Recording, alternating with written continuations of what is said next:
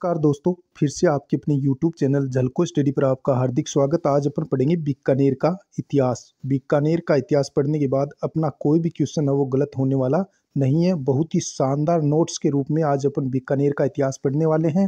राजस्थान की जितनी भर्ती परीक्षाएं हैं सबके लिए वेरी वेरी इंपॉर्टेंट आज की क्लास होने वाली है। बीकानेर का इतिहास। बीकानेर में जो शासन किया था वो किया था राठौड़ वंश ने। बीकानेर में शासन किसने किया था? राठौड़ वंश ने। और बीकानेर के राठौड़ वंश की कुलदेवी कौन सी है? करणी माता। बीकानेर के जो राठौड़ वंश के जो शासक थे उनकी कुलदेवी कौन सी है? करणी माता। बीकानेर का प्राचीन नाम जांगल प्रदेश भी है और राती घाटी भी कहा जाता है। बीकानेर का प्राचीन नाम पूछा जाए तो जांगल प्रदेश और राती घाटी भी कहा जाता है। अब अपन पढ़ेंगे राव बिक्का। राव बिक्का का शासनकाल। राव बिक्का का शासनकाल रहा था 1465 से लेकर 1504 ईस्वी तक का शासन रहा था। किसका? राव बिक्का का। 1465 से लेकर 1504 ईस्वी तक। राव जोधा के दूसरे पुत्र राव बिक्का ने अपने पिता के ताने से परेशान होकर 1465 ईस्वी में अपने चाचा कांधल व छोटे भाई बिद्दा के साथ जांगल प्रदेश में राठौड़ वंश की स्थापना की थी। फिर से देखो, राव बिक्का का शासनकाल 1465 से 1504 ईस्वी तक रहा था। राव बिक्का ने 1465 में बीकानेर को बसाया था। राव जोधा के दूसरे पुत्र राव बिक्का ने अपने पिता के ताने से परेशान होकर के 1465 ईस्वी में अपने चाचा कांधल, इनका चाचा था कौन? कांधल, व छोटे भाई बिद्दा के साथ जांगल प्रदेश में राठौड़ वंश की स्थापना की। करणी माता के आशीर्वाद से राव बिक्का ने 1488 में नेरा जाट के साथ मिलकर बीकानेर नगर बसाया था। और ये पूछा जाए कि राव बिक्का ने बीकानेर कब बसाया था, तो 1488 ईस्वी में, यानी कि नेरा जाट के साथ मिलकर के राव बिक्का ने बीकानेर नगर को बसाया था। कब बसाया था? 1488 ईस्वी में बीकानेर बसाया और बीकानेर को ही अपनी राजधानी बनाया था। फिर से देखो, राव बिक्का 1465 से लेकर 1504 ईस्वी तक शासनकाल। राव जोधा के दूसरे पुत्र राव बिक्का थे। उसने अपने पिता के ताने से परेशान होकर 1465 ईस्वी में अपने चाचा कांधल व छोटे भाई बिद्दा के साथ जांगल प्रदेश में राठौड़ वंश की स्थापना की। और करणी माता के आशीर्वाद से राव बिक्का ने 1488 में नेरा जाट के साथ मिलकर के बीकानेर बसाया व बीकानेर को अपनी राजधानी बनाया था। आप बताएंगे बीकानेर के राठौड़ वंश की कुलदेवी कौन सी है? तो बीकानेर के राठौड़ वंश की जो कुलदेवी है वो करणी माता है। नेक्स्ट आगे अपन पढ़ रहे हैं राव बिक्का। बीकानेर की स्थापना अक्षय तृतीया के दिन हुई थी। बीकानेर की स्थापना कब हुई थी? अक्षय तृतीया को हुई थी। इस दिन बीकानेर में पतंग महोत्सव मनाया जाता है। यानी कि बीकानेर की स्थापना अक्षय तृतीया को हुई थी, 1488 में राव बिक्का ने की थी। और इसी दिन बीकानेर में पतंगबाजी की जाती है, पतंग महोत्सव मनाया जाता है। राव बिक्का ने देशनोक में करणी माता का मंदिर बनवाया। राव बिक्का ने देशनोक में करणी माता का मंदिर बनवाया था। फिर इसका पुनरुद्धार किसने करवाया था? महाराजा गंगा सिंह ने करवाया था। राव बिक्का ने जोधपुर के शासक राव शुजा पर आक्रमण किया व राजकीय चिन्ह छीनकर बीकानेर लाए थे। राव बिक्का ने जोधपुर के शासक थे राव शुजा, उन पर आक्रमण किया था और राजकीय चिन्ह छीन करके लाए थे। तो ये था बिक्का का इतिहास। अब अपन पढ़ेंगे राव लूणकरण। राव लूणकरण बीकानेर के अगले शासक कौन बने थे? राव लूणकरण बने थे। बिट्ठू शुजा के ग्रंथ राव जेत सिरोचंद में इन्हें कलयुग का करण कहा गया है। राव लूणकरण को बिट्ठू शुजा के ग्रंथ राव जेत सिरोचंद में इन्हें कलयुग का करण कहा गया है। करमचंद्र वंशोकीर्ति काव्यम ग्रंथ जिसके रचयिता जयसोम में इनकी तुलना करण से की है। राव लूणकरण की तुलना करमचंद्र वंशोकीर्तन काव्य ग्रंथ में जिसके रचयिता जयसोम है, इस काव्य ग्रंथ में करमचंद्र वंशोकीर्ति काव्य में, यानी कि राव लूणकरण की तुलना किससे की है? करण से की है। जबकि बिट्ठू शुजा का जो ग्रंथ है राव जेत सिरोचंद, इसमें राव लूणकरण को कलयुग का करण कहा है। राव लूणकरण शहर व झील का निर्माण करवाया था। बीकानेर के अंदर लूणकरण शहर और लूणकरण झील का निर्माण किसने करवाया था? राव लूणकरण ने करवाया था बीकानेर में। राव लूणकरण ने नागौर के शासक मोहम्मद खां को हराया था। राव लूणकरण ने नागौर का शासक था मोहम्मद खां और उसको हराया था किसने? राव लूणकरण ने। तथा 1526 में ढोसी के युद्ध में नारनौल के नवाब अब्बी मीरा से लड़ते हुए वीरगति को प्राप्त हो गए थे। कौन? राव लूणकरण। फिर से देखो राव लूणकरण का इतिहास। बिट्ठू सुजा के ग्रंथ राव जेत सिरो छंद में इन्हें कलयुग का करण कहा गया है। करमचंद्र वसु कीर्ति काव्यम ग्रंथ जो कि जिसके रचयिता जयसोम है, इसकी तुलना करण से की गई है। लूणकरण शहर व झील का निर्माण कराया था राव लूणकरण ने। और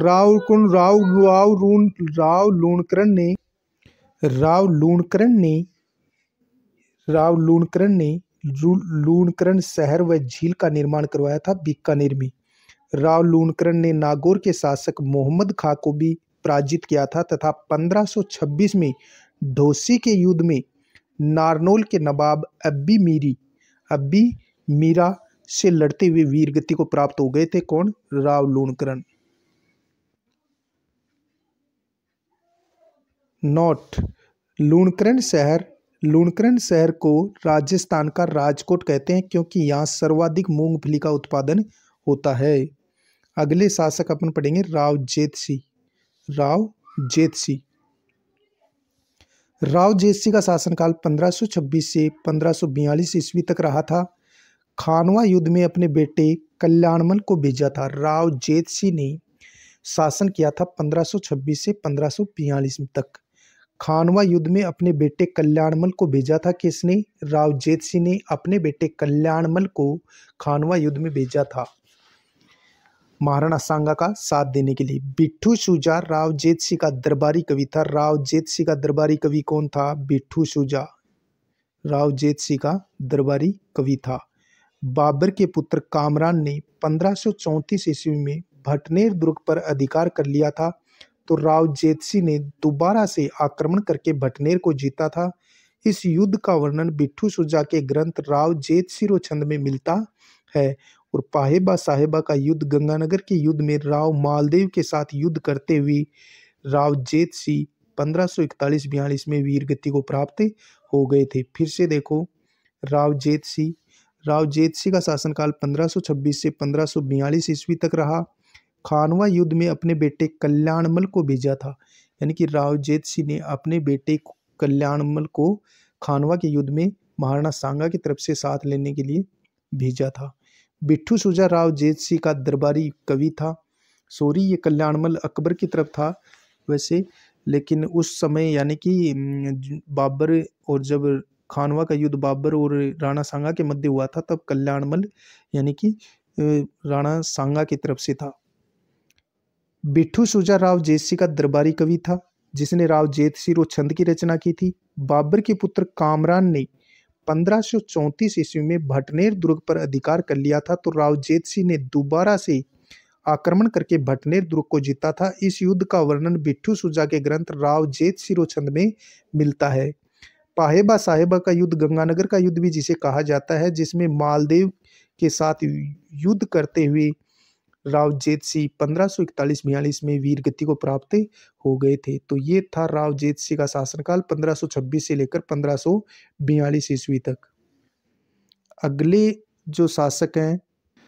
जो शासक बने थे बीकानेर के, वो बने थे राव कल्याणमल, जिनका शासनकाल 1542 से लेकर 1574 ईस्वी तक रहा था। किनका? राव कल्याणमल का शासनकाल 1542 से लेकर 1574 ईस्वी तक रहा था। ये जेतसी के पुत्र थे। अपने पिता जेतसी की मृत्यु के बाद कल्याणमल शेरशाह सूरी के दरबार में चला गया था। गिरी सुमेल युद्ध में शेरशाह सूरी की सहायता की थी। किसने? राव कल्याणमल ने। शेरशाह सूरी ने बीकानेर का शासक बना दिया था। किसको? राव कल्याणमल को। नागौर दरबार 1570 में उपस्थित होकर अकबर की अधीनता स्वीकार की थी। वह अपनी पुत्री का विवाह अकबर से कर दिया था। किसने? राव कल्याणमल ने। अपने दोनों पुत्र पृथ्वीराज राठौड़ व राय सिंह को भी अकबर के दरबार में भेज दिया था। किसने? राव कल्याणमल ने। फिर से देखो राव कल्याणमल। राव कल्याणमल का शासनकाल 1542 से लेकर 1574 ईस्वी तक रहा। अपने पिता जेत सिंह की मृत्यु के बाद कल्याणमल शेरशाह सूरी के दरबार में चला गया था। गिरी सुमेल युद्ध में शेरशाह सूरी की सहायता की थी किसने? राव कल्याणमल ने। शेरशाह सूरी ने बीकानेर का फिर शासक बना दिया था राव कल्याणमल को। नागौर दरबार 1570 में अकबर ने बुलाया था, उसमें उपस्थित होकर अकबर की अधीनता स्वीकार की थी राव कल्याणमल ने। और राव कल्याणमल ने फिर अपनी पुत्री का विवाह अकबर से कर दिया था। वह अपने दोनों पुत्र पृथ्वीराज राठौड़ व राय सिंह को अकबर के दरबार में भेज दिया था। किसने? राव कल्याणमल ने। पृथ्वीराज राठौड़ और राय सिंह ये राव कल्याणमल के पुत्र थे, दोनों को अकबर के दरबार में भेज दिया था राव कल्याणमल ने। बीकानेर का पहला शासक जिसने मुगलों की अधीनता स्वीकार की थी वो था राव कल्याणमल। ये क्वेश्चन बहुत बार पूछा गया है, मुगलों की अधीनता स्वीकार करने वाला बीकानेर का पहला शासक कौन था? तो वो था राव कल्याणमल। अब अपन पढ़ेंगे महाराजा राय सिंह। बीकानेर के अगले शासक कौन बने थे? महाराजा राय सिंह बने थे। महाराजा राय सिंह का शासनकाल 1574 से लेकर 1612 ईस्वी तक रहा था। अकबर और जहांगीर की इसने सेवा की थी। किसने? महाराजा राय सिंह अकबर के दरबार में रहे और जहांगीर के दरबार में भी रहे थे। दोनों की सेवा किसने की थी? महाराजा राय सिंह ने की थी। और महाराजा राय सिंह का शासनकाल 1574 से लेकर के 1612 ईस्वी तक था। 1517 में नागौर दरबार में सम्मिलित होकर अकबर की सेवा में चले गए। अकबर ने 4000 का मनसब दिया था। किसको? महाराजा राय सिंह को। 1572 में अकबर ने राय सिंह को जोधपुर दुर्ग सौंप दिया। 1574 में महाराजा धीराज की उपाधि के साथ बीकानेर का शासक बने थे। कौन? महाराजा राय सिंह। 1574 ईस्वी में चंद्रसेन के दमन हेतु मुगल सेना के साथ गए थे। कौन? महाराजा राय सिंह। फिर से देखो महाराजा राय सिंह। महाराजा राय सिंह का शासनकाल 1574 से लेकर 1612 ईस्वी तक रहा। अकबर और जहांगीर की सेवा की थी महाराजा राय सिंह ने। 1570 में नागौर दरबार जो कि अकबर ने लगाया था में सम्मिलित होकर के अकबर की सेवा में चले गए थे। अकबर ने राय सिंह को 4000 का मनसब प्रदान किया। 1572 में अकबर ने राय सिंह को जोधपुर का दुर्ग सौंप दिया। 1574 में महाराजा की उपाधि के साथ बीकानेर के शासक बने थे। कौन? महाराजा धीराज की उपाधि के साथ बीकानेर के शासक बने 1574 में महाराजा राय सिंह। 1574 में चंद्रसेन के दमन हेतु मुगल सेना के साथ चले गए थे महाराजा राय सिंह।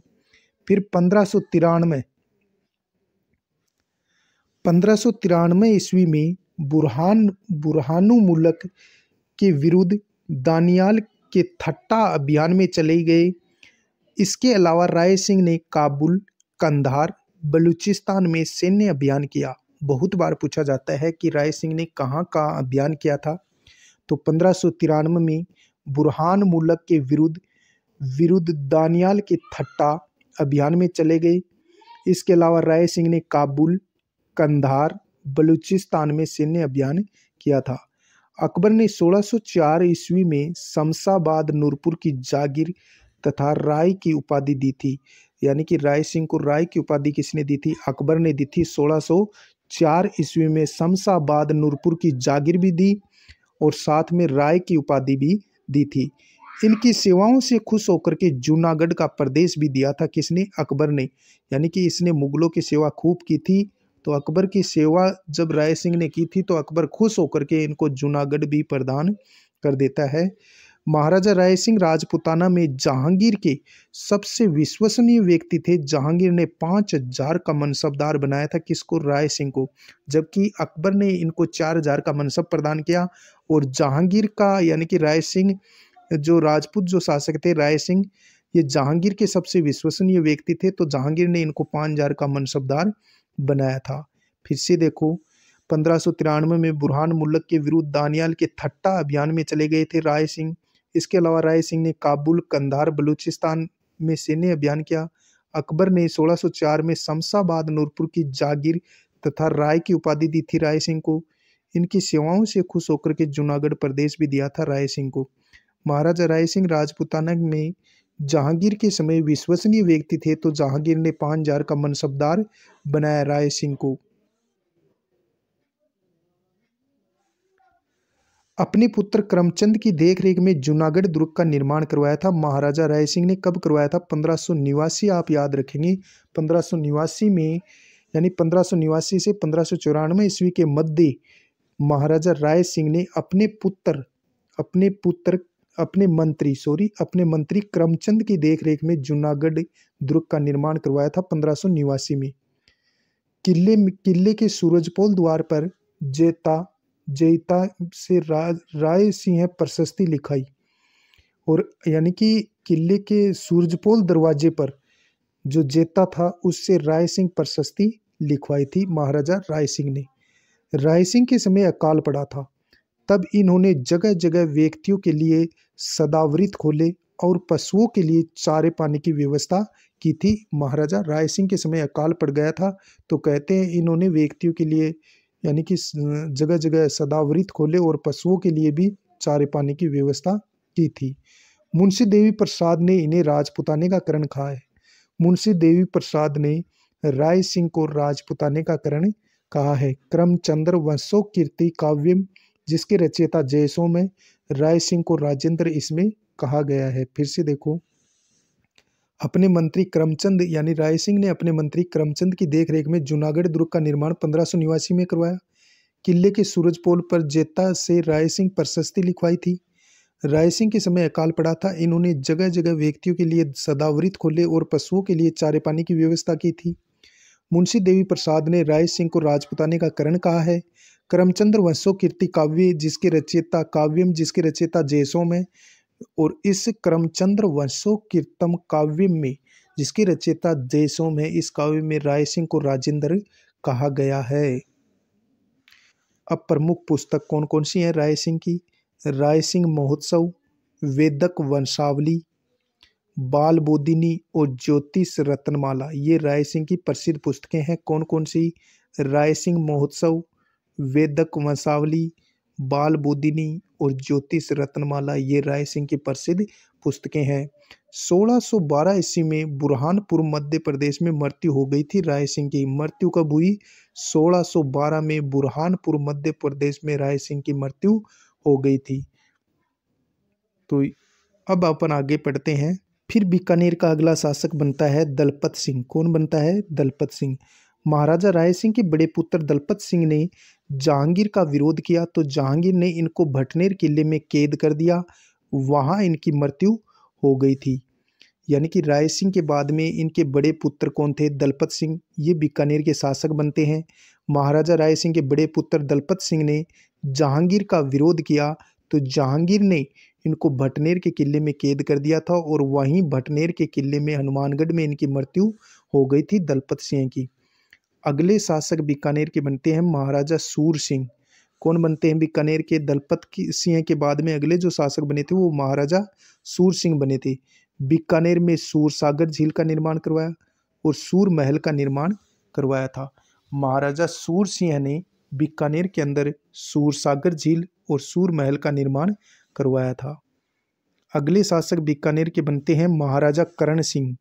महाराजा करण सिंह का शासनकाल 1631 से लेकर 1669 ईस्वी तक रहा था। 1669 ईस्वी तक रहा था। महाराजा करण सिंह का शासनकाल 1631 से लेकर 1669 ईस्वी तक रहा। शाहजहां और औरंगजेब की सेवा की थी। किसने? महाराजा करण सिंह ने शाहजहां और औरंगजेब की सेवा की। चितामणी भट्ट के ग्रंथ सुख सप्तती में जालंधर बादशाह कहा गया है। किसको? महाराजा करण सिंह को। इन्होंने साहित्य कल्पद्रुम की रचना की थी। महाराजा करण सिंह ने साहित्य कल्पद्रुम ग्रंथ की रचना की थी। किसने? महाराजा करण सिंह ने। महाराजा करण सिंह के दरबारी विद्वान गंगानंद मैथिली ने करण भूषण व काव्य डाकिनी ग्रंथों की रचना की थी। फिर से देखो, महाराजा करण सिंह शासनकाल 1631 से लेकर 1669 ईस्वी तक शाहजहां और औरंगजेब की सेवा की थी महाराजा करण सिंह ने। महाराजा करण सिंह के जो चितामणी भट्ट के ग्रंथ सुख सप्तती में महाराजा करण सिंह को जांगलधर बादशाह कहा गया है। किसको? महाराजा करण सिंह को चितामणी भट्ट के ग्रंथ सुख सप्तती में। महाराजा करण सिंह ने जो ग्रंथ लिखा था वो लिखा था साहित्य कल्पद्रुम। महाराजा करण सिंह ने कौन सा ग्रंथ लिखा? साहित्य कल्पद्रुम। और महाराजा करण सिंह के जो दरबारी विद्वान थे वो थे गंगानंद मैथिली, जिन्होंने करण भूषण और काव्य डाकिनी ग्रंथों की रचना की थी। अगले जो शासक बने थे बीकानेर के महाराजा अनूप सिंह। कौन बने थे? महाराजा अनूप सिंह बीकानेर के अगले शासक बने। 1669 से लेकर 1698 ईस्वी तक ये शासक रहे थे बीकानेर के महाराजा अनूप सिंह।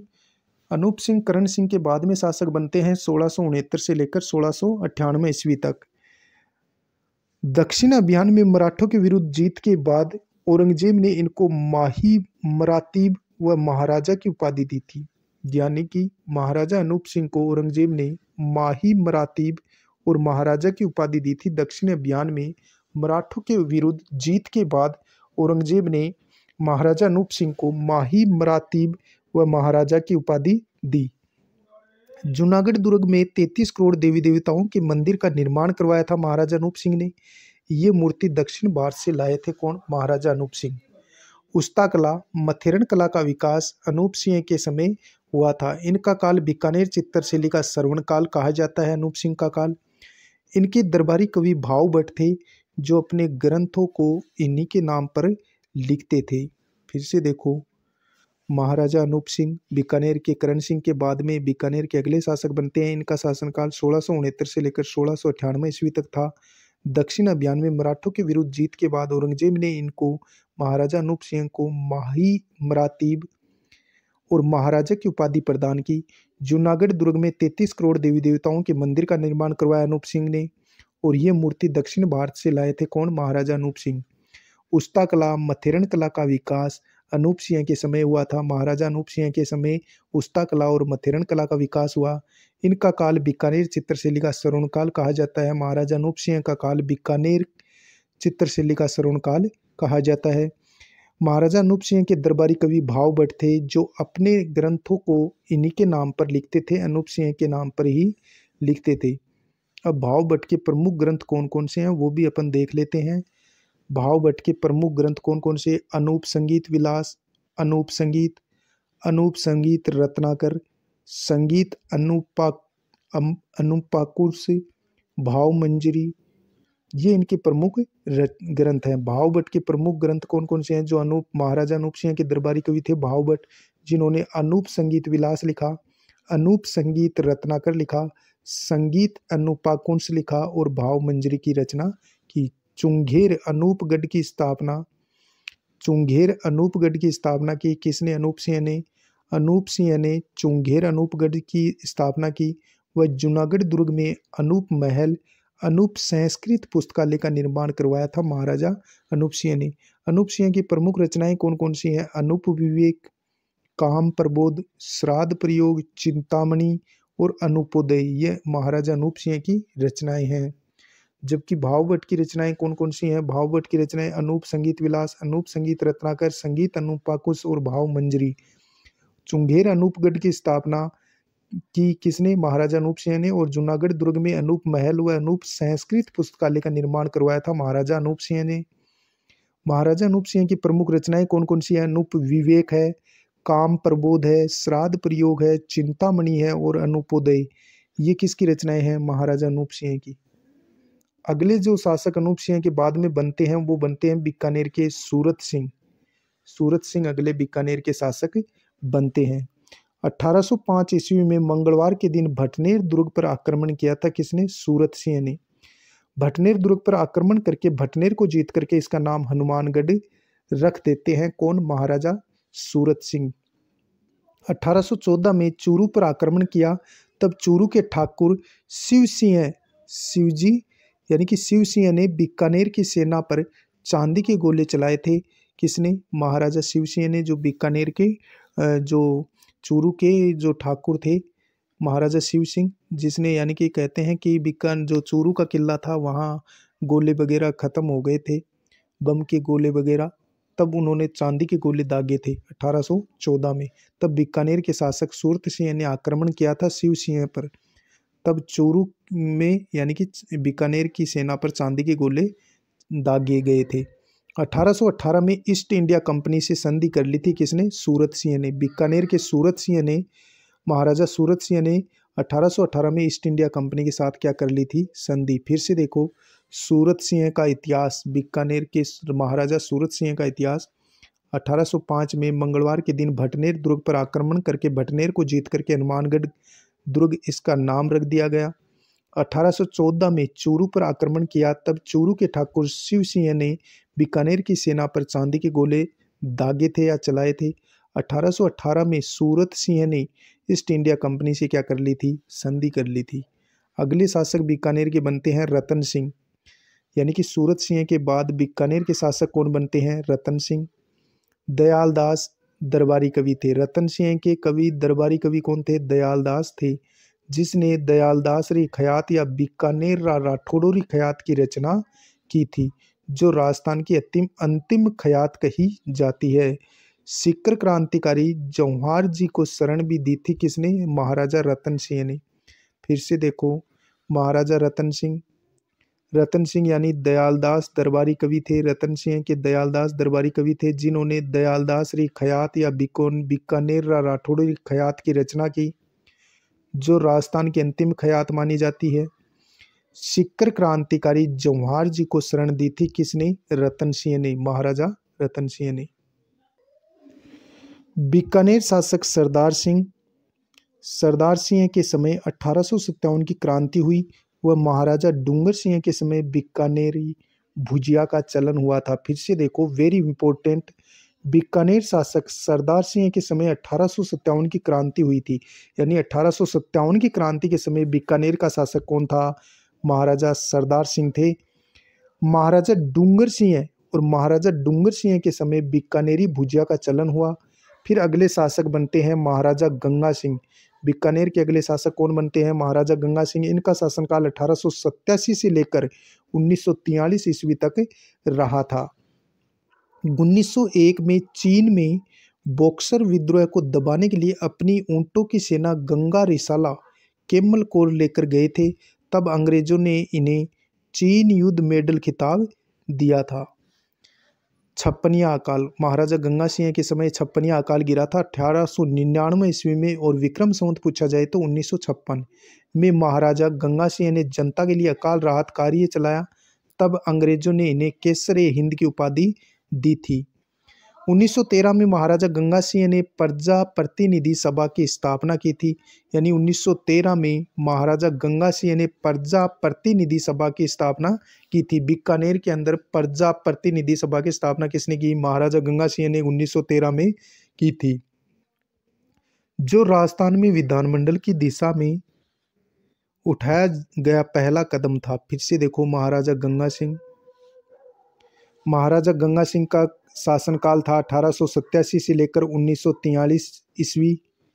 1901 में चीन के बॉक्सर युद्ध को दबाने के लिए अपनी ऊंटों की सेना गंगा रसाला के नाम से ऊंटों की इनकी सेना थी, केमल कोर को लेकर गए थे, तब अंग्रेजों ने इन्हें चीन युद्ध मेडल खिताब दिया था।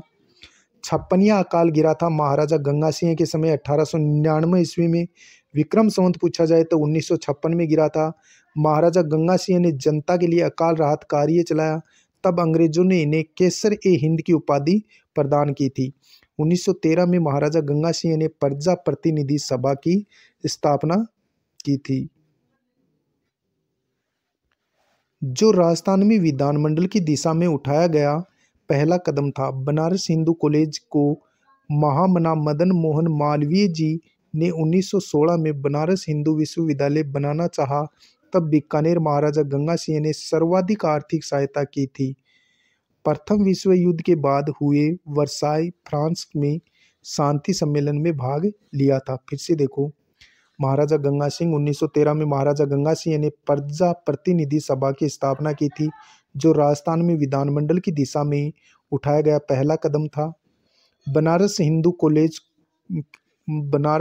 कॉलेज को महामना मदन मोहन मालवीय जी ने 1916 में बनारस हिंदू विश्वविद्यालय बनाना चाहा, तब बीकानेर महाराजा गंगा सिंह ने सर्वाधिक आर्थिक सहायता की थी। प्रथम विश्व युद्ध के बाद वर्साय फ्रांस में शांति सम्मेलन में भाग लिया था महाराजा गंगा सिंह ने। नरेंद्र मंडल, नरेंद्र मंडल या चैम्बर ऑफ प्रिंसेज भी कहा जाता है। 1921 में नरेंद्र मंडल की स्थापना की गई थी। चैम्बर ऑफ प्रिंसेज भी कहा जाता है। नरेंद्र मंडल की स्थापना 1921 में की गई। ब्रिटेन के राजा सम्राट जॉर्ज पंचम के शाही फरमान से 1919 में इसका गठन हुआ था। 1921 में शुरू हुआ, जो भारत के राजाओं का संगठन था। अलवर के राजा जयसिंह ने इसका नाम नरेंद्र मंडल रखा था। प्रथम चांसलर या अध्यक्ष बनाया गया था महाराजा गंगा सिंह को 1921 से 1925 तक। स्वशासन की मांग के लिए गंगा सिंह ने रोम में अंग्रेजों को एक पत्र लिखा, जो रोम नोट के नाम से प्रसिद्ध है। 1927 में गंग नहर लाए थे कौन? महाराजा गंगा सिंह। वह रामनगर का नाम गंगानगर किया था। फिर से देखो, नरेंद्र मंडल चैम्बर ऑफ प्रिंसेज की स्थापना 1921 में की थी महाराजा गंगा सिंह ने। ब्रिटेन के राजा सम्राट जॉर्ज पंचम के शाही फरमान से 1919 में इसका गठन हुआ था नरेंद्र मंडल का। 1921 में शुरू हुआ, जो भारत के राजाओं का एक संगठन था नरेंद्र मंडल। अलवर के राजा जयसिंह ने इसका नाम नरेंद्र मंडल रखा था। प्रथम चांसलर या अध्यक्ष नरेंद्र मंडल के बनाए गए थे महाराजा गंगा सिंह 1921 से लेकर 1925 तक। स्वशासन की मांग के लिए गंगा सिंह ने रोम में अंग्रेजों को एक पत्र लिखा, जो रोम नोट के नाम से प्रसिद्ध है। 1927 ईस्वी में यानी कि गंग नहर लाए थे बीकानेर के अंदर कौन? महाराजा गंगा सिंह। और रामनगर का नाम 1927 में गंग नहर लाए थे गंगानगर के अंदर, और रामनगर का नाम यानी कि क्या रखा था? गंगानगर किया था। गंगा सिंह को आधुनिक भारत का भागीरथ भी कहा जाता है। तीनों गोलमेज सम्मेलनों में भाग लिया था लंदन में 1930 में, 1931 में, 1932 में। किसने? महाराजा गंगा सिंह ने। गंगा सिंह को आधुनिक भारत का भागीरथ भी कहा जाता है, क्योंकि बीकानेर के अंदर ये गंग नहर लेकर के आए थे, इसलिए आधुनिक भारत का भागीरथ भी कहा जाता है। तीन गोलमेज सम्मेलन लंदन में, यानी तीनों गोलमेज सम्मेलन लंदन में भाग लिया था 1930, 31 और 32 में। निर्माण अपने पिता लाल सिंह की स्मृति में लालगढ़ पैलेस का निर्माण करवाया था महाराजा गंगा सिंह ने, जिसके वास्तुकार स्टीवन जैकब थे। यानी कि बीकानेर के अंदर लाल सिंह की स्मृति में महाराजा गंगा सिंह के पिता थे लाल सिंह, और इनकी स्मृति में लालगढ़ पैलेस का निर्माण करवाया था किसने? महाराजा गंगा सिंह ने, जिसके वास्तुकार स्टीवन जैकब थे। देशनोक में करणी माता मंदिर का आधुनिक स्वरूप दिया था किसने? महाराजा गंगा सिंह ने। देशनोक के अंदर करणी माता का जो मंदिर है, जिसका निर्माण राव बिक्का ने करवाया था, उसको आधुनिक स्वरूप किसने दिया था? महाराजा गंगा सिंह ने। रामदेव राम मंदिर का निर्माण करवाया था महाराजा गंगा सिंह ने। गोगामेड़ी मंदिर हनुमानगढ़ का आधुनिक स्वरूप भी यानी कि महाराजा गंगा सिंह ने दिया था। जो नौर के अंदर गोगामेड़ी मंदिर है, उसका आधुनिक स्वरूप किसने दिया था? यानी कि इसको पुनर्निर्माण किसने करवाया था? महाराजा गंगा सिंह ने गोगामेड़ी मंदिर हनुमानगढ़ को आधुनिक स्वरूप दिया, पुनर्निर्माण करवाया। महाराजा गंगा सिंह ने अपने 50 वर्ष के शासनकाल पूर्ण करने पर गोल्डन जुबली संग्रहालय का निर्माण करवाया, जिसका उद्घाटन लॉर्ड लिनलिथगो ने किया था। और अगले जो शासक बनते हैं वो महाराजा शार्दुल सिंह बनते हैं, जो बीकानेर के अंतिम शासक थे। फिर से देखो, गोगामेड़ी मंदिर हनुमानगढ़ का आधुनिक स्वरूप दिया था महाराजा गंगा सिंह ने। महाराजा गंगा सिंह ने अपने 50 वर्ष के शासन पूर्ण करने पर गोल्डन जुबली संग्रहालय का निर्माण करवाया, जिसका उद्घाटन लॉर्ड लिनलिथगो ने किया था। महाराजा शार्दुल सिंह बीकानेर के अंतिम शासक थे। महाराजा शार्दुल सिंह बीकानेर के क्या थे? अंतिम शासक बने थे, और बीकानेर के अंतिम शासक थे महाराजा शार्दुल सिंह एकीकरण के समय। मिलते हैं नेक्स्ट वीडियो में, तब तक के लिए जय हिंद जय भारत।